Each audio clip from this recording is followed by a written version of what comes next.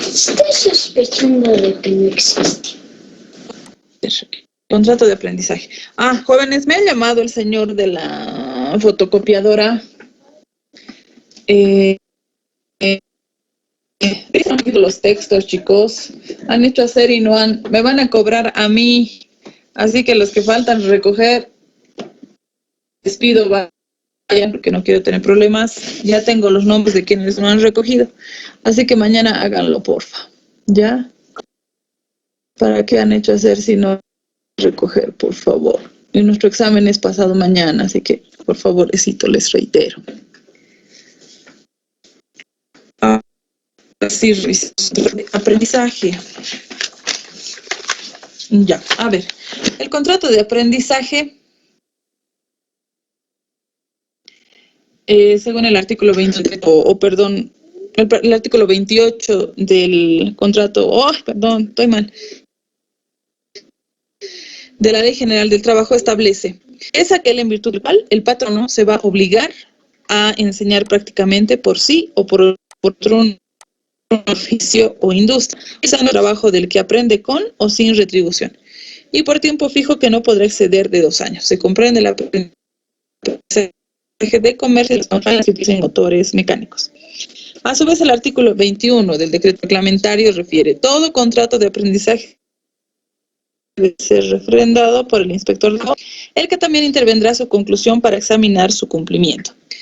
La legislación nacional, desde el artículo 28, que ya hemos dado lectura, el artículo 9 dice: el contrato de aprendizaje se celebra por escrito. En él solo se presume la mutua prestación y demás modalidades del contrato se estipularán expresamente.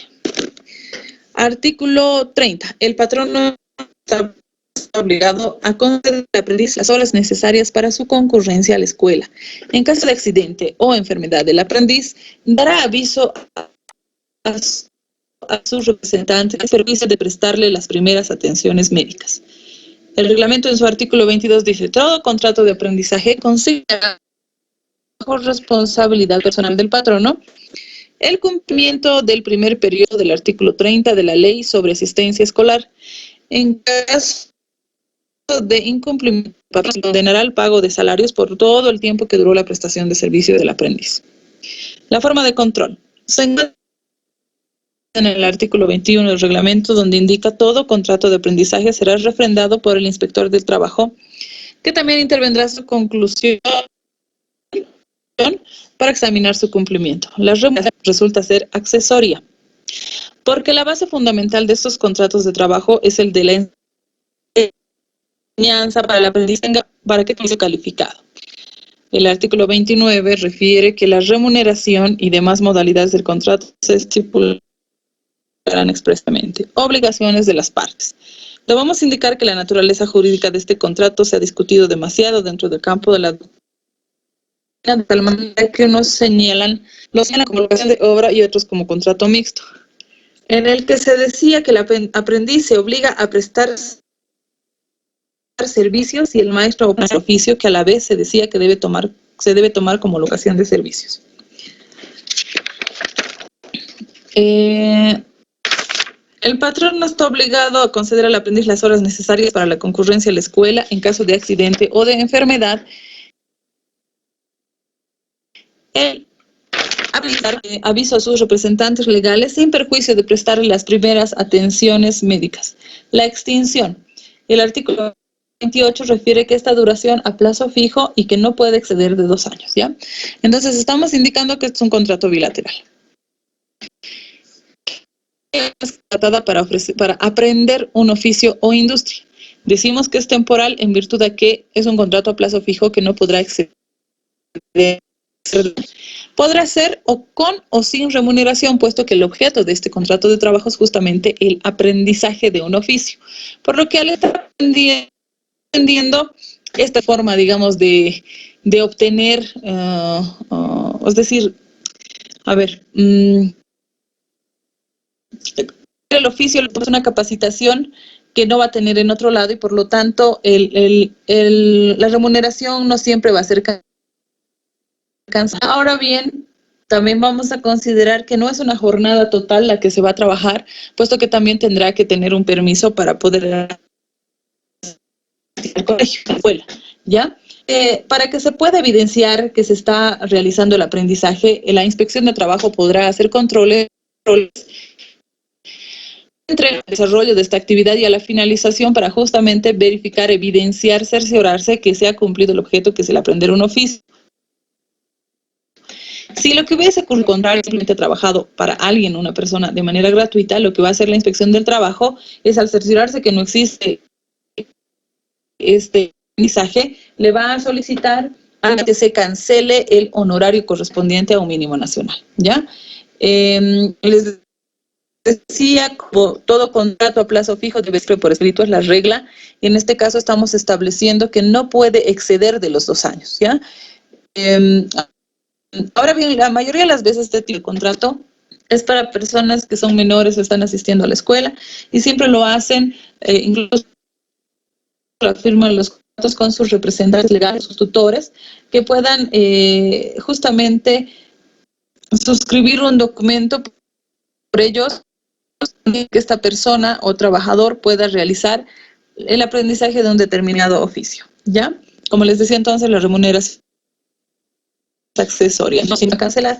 Lo que se ha podido ver es que en este tipo de contratos de trabajo se podría tal vez hacer un reconocimiento de un monto económico para que se pueda trasladar, ¿verdad?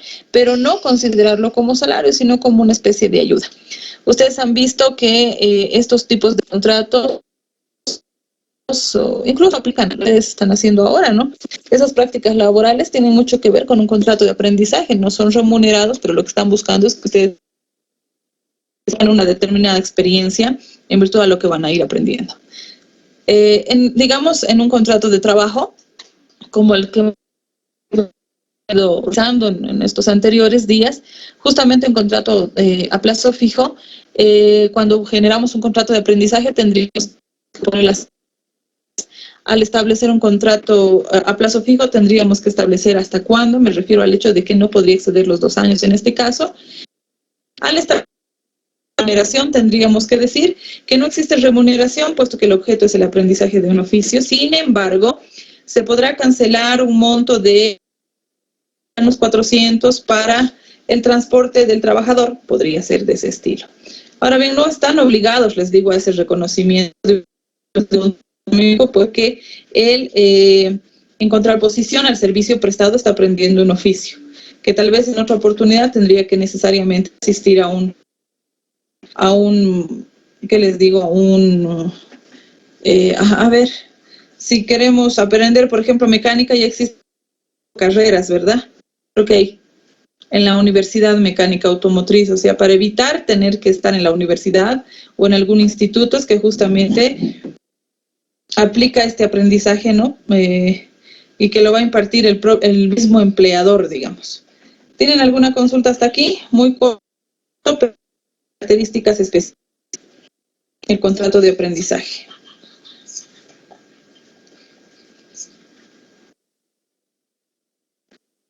Vamos a ir viendo más adelante la jornada de trabajo. Se ha establecido que el contrato de trabajo para menor siempre sea menos de 8 horas, ¿no? Entonces tendríamos que considerar que esta vendría a ser la jornada laboral de una persona que va a trabajar que sea menor de 18 años. Y la mayoría de las veces, como les decimos, gente que está en colegio, se tiene que existir incluso un espacio de descanso, ¿no? Ustedes saben que al mediodía los trabajadores comunes tenemos para servir nuestros alimentos. Lo mismo tendría que ocurrir con el menor. Sin embargo, establecer que debe de tener el espacio suficiente para su educación, para asistir al colegio. ¿Tienen alguna consulta de atenta? Ese es el contrato de aprendizaje.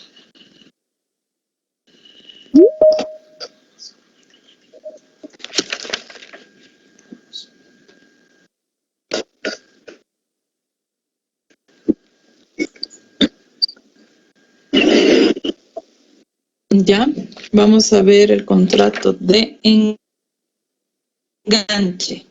Que habíamos visto lo que era el contrato de enganche. Justamente habíamos establecido que el contrato de enganche está dentro de los laborales. sin embargo, que tenía ciertas particularidades, ¿no? Puesto que ese traslado que se realizaba de un lugar a otro del trabajador que realiza la actividad agrícola generaba que existan adelantos del salario y terminaba quedándose como un deudor. En ese sentido, esta ley ha tenido que mejorar como para poder establecerse ese tipo de traslados de gente, y en la actualidad este se trabaja como intermediario al Estado. El artículo 31 de la Ley General del Trabajo establece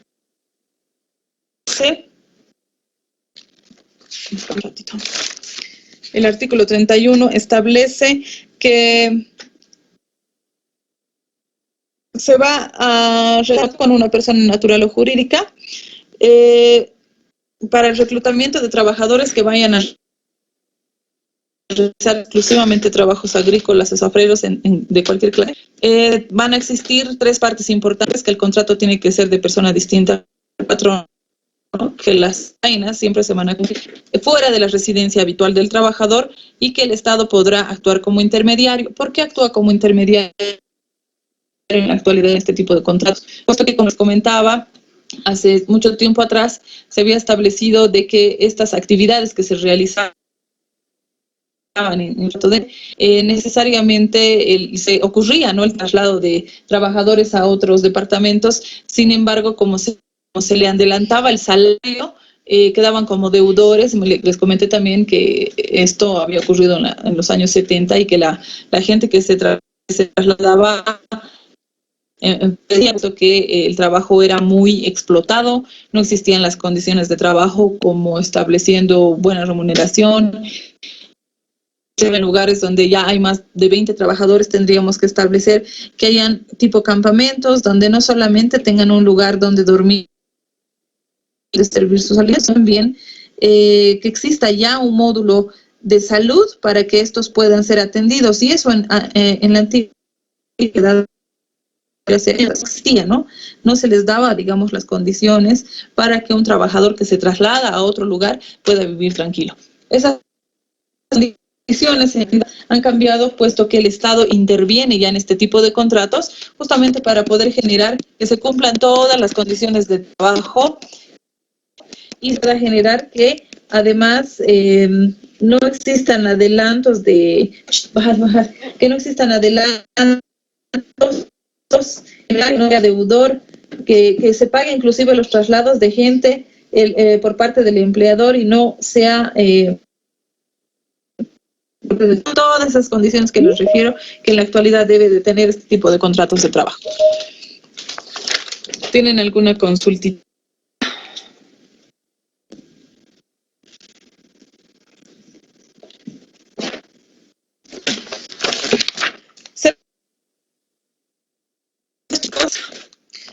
Contrato de menores y de mujeres, ¿sí? Dígame. ¿He estado por consultar algo? Ya, veremos el contrato de menores y de mujeres. Los contratos más o menos se desarrollan en común, puesto que les había dicho en determinado momento que son la parte más débil de una relación laboral. Y se acuerdan que al inicio les comentaba justamente este tema social, donde se consideraba a la mujer y a los niños como que la parte más débil, pero obviamente ni siquiera se les cancelaba un honorario, se hacía trabajar en exceso, a manera de explotación, incluso donde la gente ahí moría de hambre, de cansancio, se morían hasta de frío. Las mujeres ni siquiera se enteraban si su hijo todavía vivía o no, porque tenían que trabajar de sol a sol, de mucho cansancio, de hambre. Entonces ahí es cuando se van a establecer de alguna manera estos derechos que tienen que considerarse, que los empleadores cubran sobre los niños y las mujeres, sobre todo los niños, cuando estamos estableciendo que no pueden trabajar en lugares insalubres, hay labores en ese entendido. Hay algunas estipulaciones que deben de tener los trabajos para menores y de mujeres. En ese entendido, el artículo 53 justamente dice que las mujeres y los menores de 18 años no podrán ser ocupados durante la noche en las industrias. En los trabajos distintos de las industrias no podrán ser ocupados los menores de 18 años desde las 24 hasta las 5 de la mañana y de todos modos gustar caso no menor de 11 horas consecutivas, y se estipulan los casos fortuitos que exijan atención inmediata. Sin embargo, el Ministerio de Trabajo podrá conceder autorizaciones especiales en casos determinados. Sobre la remuneración del menor, según el artículo 129 de adolescente, refiere que los menores no pueden ganar menos de un salario mínimo nacional. Están prohibidas algunos, por ejemplo, que se puedan desempeñar en lugares insalubres y de riesgo para su integridad física, así como el trabajo en locales obscenos y cualquier otro que vaya a dañar la integridad física. Por último, debemos señalar que está prohibido contratar a menores y mujeres en horarios no. En las mujeres se puede exceptuar algunas actividades que vayan a realizar, por ejemplo, en enfermería. Ustedes saben que las enfermeras, algunas veces por lo tanto se exceptúa en este caso, y también podría exceptuarse cuando son trabajadoras del hogar, ¿no? Ustedes saben que en 8 horas, siempre como gente sale a trabajar, entonces en el horario de la tarde ya no está haciendo ninguna actividad, pero al retorno de la familia, digamos, por lo que puede realizar algo de trabajo en horario de la noche la mujer, ¿no? Sin embargo, siempre precautelando que los niños y mujeres sean, o se precautele la salud física y la comodidad en el trabajo, es de que tiene mayor protección en este caso la infancia, también la maternidad, ¿no? Hemos considerado que las mujeres tienen una protección inclusive al momento de generar que son o gozan de estabilidad laboral, no se las puede desvincular, inclusive cuando hubiesen realizado alguna actividad que esté incluida en el artículo 16 y 9 del reglamento. Ustedes recuerden que cuando les hable de estos artículos estaban hablando de casos de despido. ¿A qué me refiero? Que puede ser que la mujer inclusive haya robado, ¿no? Le acusen de robo más bien, y el marido está embarazada, pero no la pueden desvincular justamente por la protección que tiene la maternidad y obviamente el menor que está en camino.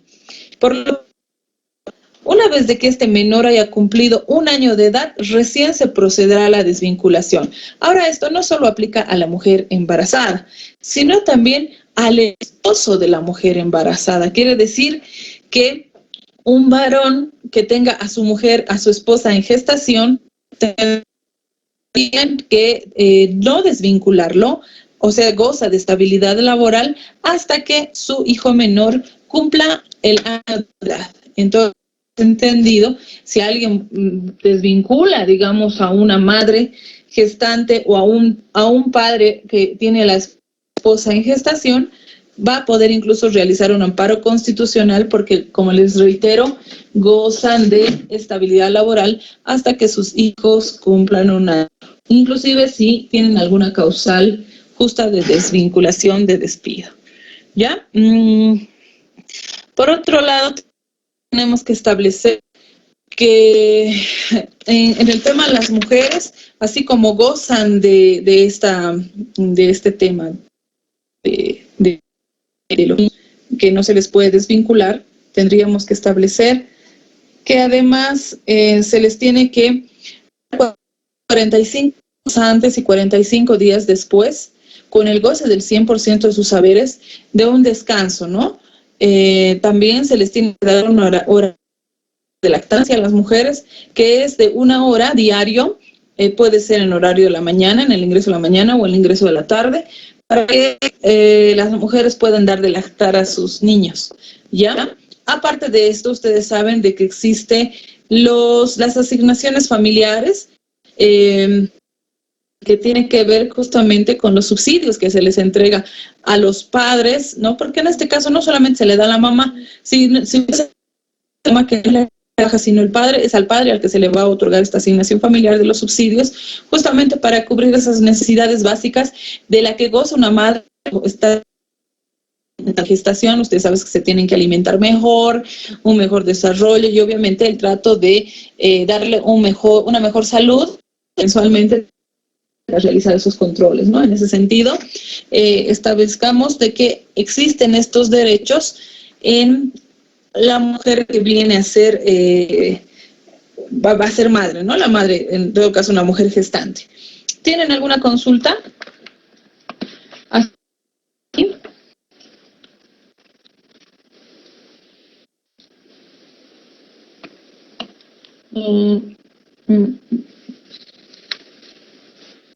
Estas otras modalidades, pero vamos a ver.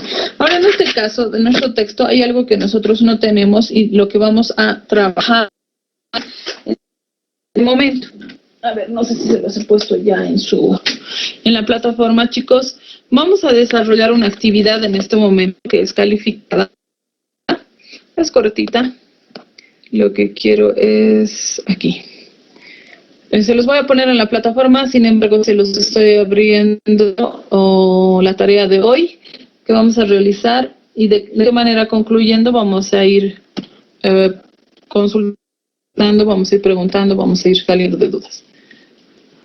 Voy a abrirlo, por favor. Le sacan una capturita de pantalla. Voy a enviarlo a la plataforma. Después de su break empiezan a realizar la actividad. Un ratito vamos a ver. ¿Tienen alguna consulta, sin embargo, hasta aquí? ¿Dice, me escucha? Sí, sí. ¿Está bien? Le escucho. Ya, dicen, no pude habilitar antes mi micrófono. Le quería consultar de los contratos de aprendizaje. ¿Qué sucede si, digamos, el que está en la práctica, ¿no? Para aprender el oficio, sufre algún accidente? ¿Quién cubre los gastos de su recuperación? Ahora, en primera instancia, el que cubre los gastos es el empleador, ¿no? Puesto que, digamos, si vos vas a tener un accidente de trabajo, decir que ha ocurrido justamente en el lugar de trabajo. En ese sentido, los primeros auxilios tendría que prestarlos el empleador. Sin embargo, la mayoría de las veces, siendo que es un menor el que está realizando este aprendizaje, quien después tendría que asumir tendría que ser el representante legal, puesto que estos firman el contrato sabiendo de que tal vez podría tener algún accidente, ¿verdad? Como les digo, en primera instancia, quien tiene que cubrir los gastos tendría que ser el empleador, pero posteriormente ya hacerse cargo el padre de familia, porque de alguna manera este niño o este menor no tiene un seguro de trabajo, ¿no? Estamos estableciendo que ¿por qué no hay seguro? Porque como no hay salario, no hay de dónde yo le descuente para poder realizar justamente estos aportes, ¿no? A la Caja Nacional de Salud o a cualquier seguro. En ese entendido, en primera instancia es obligatorio que el empleador le dé primeros auxilios, pero se le tiene que avisar al representante legal para que posteriormente esta persona venga a cubrir estos gastos que se puedan realizar. Ahora, si estamos hablando de una persona que ya es un poco más grande, como les digo, siempre los primeros auxilios los tiene que otorgar el empleador. Sin embargo, si es una persona ya mayor de 18 años, ya tiene que correr los gastos por el mismo, puesto que en este caso no existe, como les digo, el empresarial. Entonces no hay Ahora también es un poco discutible en este caso, no sé si es Américo con el que estoy hablando. Es un poco discutible, puesto que hay que ver cuál fue la causa, el motivo. Ahora vamos a ver, si digamos ocurriera un accidente con una maquinaria que no hubiese estado, como les digo, o inclusive pónganle un vehículo, lo que sea, pero que no haya estado o con mantenimiento, no se le haya dado el mantenimiento correspondiente, podríamos buscar que quien cubra siempre estos gastos sea el mismo empleador, ¿no? Porque finalmente él es responsable de la maquinaria y todo lo que tenga que ver con su, o sea, ese lugar de trabajo, ¿no? Entonces ahí podríamos ver, pero como les digo, tiene mucho que ver con cómo fue el hecho que ocurre el accidente, porque si no es un poco complicado solicitarle que el empleador no más llegue a cubrir todo esto. ¿De acuerdo? Sí, le entendí. Entonces, si es que la maquinaria utiliza en práctica no está correctamente funcionando, entonces podría el empleador quizás cubrir los gastos de operación, si todo está funcionando bien. Quizás el que estaba trabajando no lo ha hecho de buena manera, entonces directamente él tiene que correr con sus propios gastos. Sí, porque también ocurre una impericia en determinado momento, ¿no? Se supone que él está yendo a aprender, pero podría ocurrir en algún momento, inclusive, pues le digo, esto tiene que ver el hecho de que inclusive cómo ocurre el accidente, qué tipo de seguridad tenía esta persona, porque supongamos que tenemos que hacer un trabajo de soldaduría. Sabemos que esa es una actividad que está prohibida, pero ya, vámonos al hecho. ¿Qué tal si hace trabajo sin tener este casco protector? ¿De quién es la culpa? Se supone que del empleador, puesto que no le ha brindado los artefactos mínimos para desarrollar ese trabajo. ¿No ve? Sabemos que en cualquier momento, incluso el más ducho, el que sabe más, que tiene mucha experiencia, puede tener un accidente. Pero sabiendo esta persona, teniendo experiencia, imagínense un menor que recién está aprendiendo, entonces tiene mucho que ver con la actividad que le hagas hacer, obviamente si tiene o no tiene experiencia, obviamente si está, como les digo, con el equipo específico, o por ejemplo vos le haces manejar un vehículo que para el cual todavía no está capacitado, o sea, supongamos que sabe manejar un vehículo, un autito, pero no una volqueta, y vos le das una volqueta, y justamente esta volqueta no tiene freno. ¿Quién es la culpa? Tiene que ser del empleador, puesto que él no le ha dado como les digo, el mantenimiento correspondiente a ese momento de trabajo. Entonces ahí, bueno, es de considerar. Por eso son muchas cosas que vamos a considerar a fines de que se cancele o no se cancele, ¿no? Son muchas cosas que pueden intervenir en el intermedio de este accidente. La ley dice que en primera instancia le tendría que dar el empleador un auxilio, digamos, pero después ya tiene que ver con un gasto que vaya a realizar el pariente, el tutor, el representante legal o en determinado caso el mismo trabajo. Está bien, Lice, pero entonces como empleadores nosotros tendríamos que darle toda la seguridad.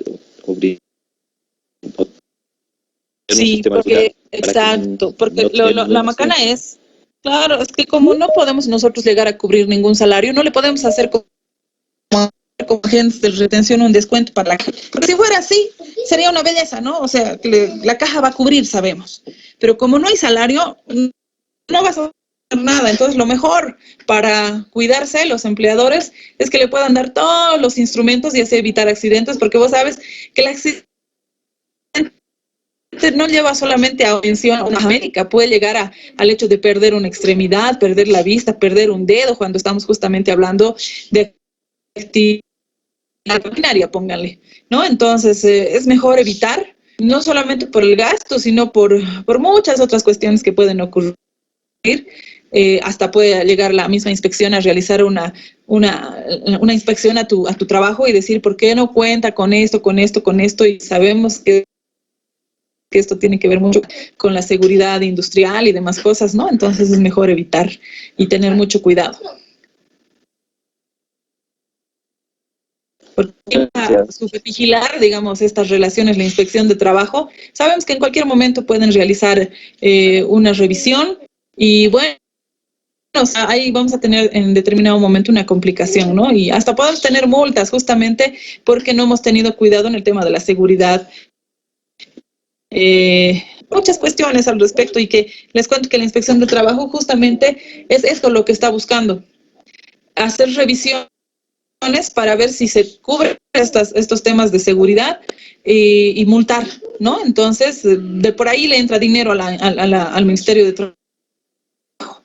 Entonces, porque son montos económicos de hasta 10,000 bolivianos, entonces es mejor cuidarse, ¿no? Finalmente también es por la salud del mismo empleador y de los que están a su alrededor. Así va la cosa. Sí, Lisa, ya la entendí, Lisa. Muchas gracias. Ok.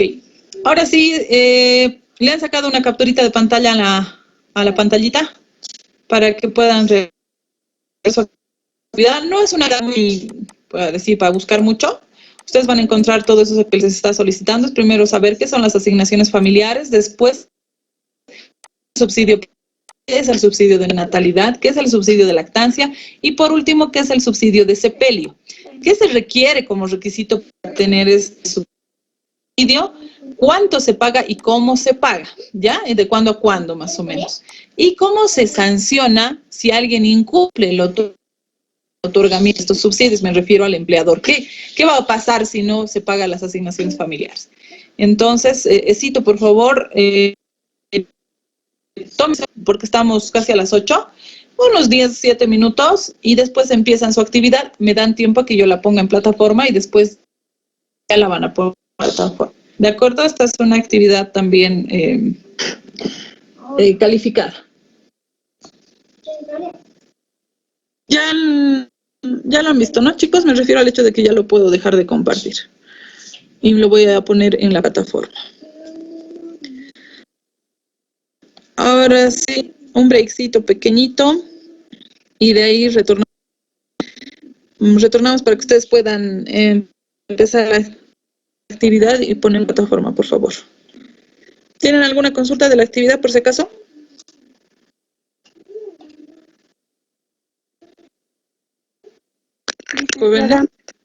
Sí.